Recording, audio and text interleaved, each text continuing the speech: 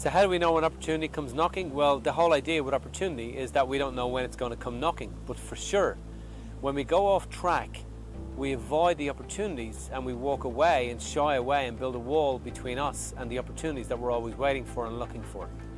I woke up in Dublin City one morning when I lived there. I was in my very early 20s and it had snowed really, really heavily overnight.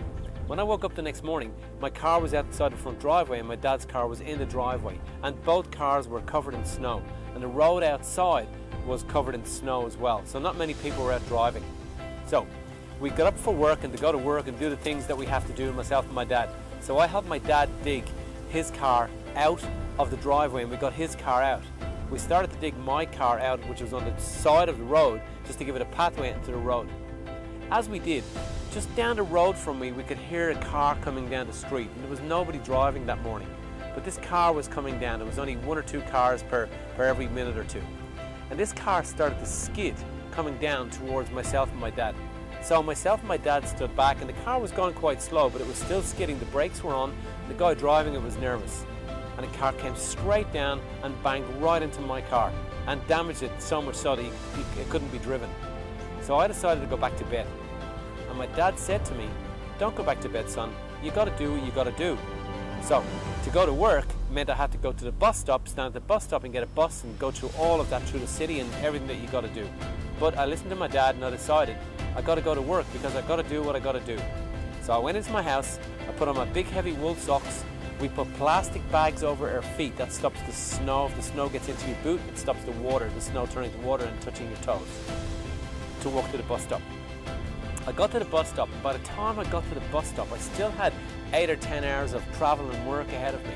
By the time I made it to the bus stop, the snow had got into my boot, it had got through the bag, or whatever way it had done that, and got into the bag, and the snow had now melted and was on my toes. Now, when your toes are cold, you're in pain in your feet for the whole day. So I went through that whole day. But I stood at that bus stop, and I had a moment to reflect on who I am, where I am, and what I truly want as I waited for the bus to come, because now the buses were affected, so I had to wait a long time.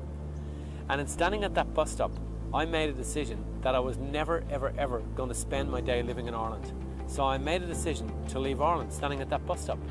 So, about a year later, I found myself in the States, the US of A, and then I left the US of A, and then just a short period of time later, not too long, I found myself in Australia. So now I'm in Australia. Within a year after I arrived in Australia, my parents and my brothers decided, well, they're going to emigrate too. Straight after that, my cousin emigrated. Then my aunt and uncle emigrated, and I sponsored them in. Then my other uncle emigrated. Now my brothers are married and have children. Now my aunt and my cousins have all been remarried or have separate families, and my cousins have got married and they have kids. And I've got kids. And their kids are about to have kids. So in other words, a whole generation of people are now living in the country, the best country on this planet, Australia. All because one day a man stood at a bus stop and got snow in his boot and decided to do what he had to do anyway.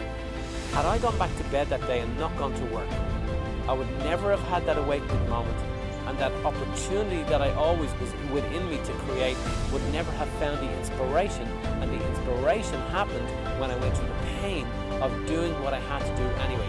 And that's when your life changes. It's when you do what you have to do anyway, even though it doesn't seem to resonate with your heart, but in your body and soul connection, you know that you have to do it.